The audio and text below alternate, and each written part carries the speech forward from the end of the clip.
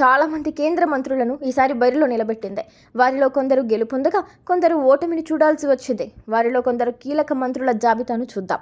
గెలిచిన మంత్రులు: నితిన్ గడ్కరీ, నాగ్పూర్ నియోజకవర్గం; Anurag Thakur, Hamirpur; Sarbananda Sonowal, Dibrugarh; Gajendra Singh Shekhawat, Jodhpur; Amit Shah, Gandhinagar; Kishan Reddy, Secunderabad; Jyotiraditya Scindia, Guna; Kiren Rijiju, Arunachal west; Mansukh Mandaviya, Porbandar; Dharmendra Pradhan, Sambalpur; Pralhad Joshi, Bengaluru north; Rajnath Singh, Lucknow; Piyush Goyal, Mumbai north; Giriraj Singh, Begusarai; Narayan Rane, Ratnagiri Sindhudurg.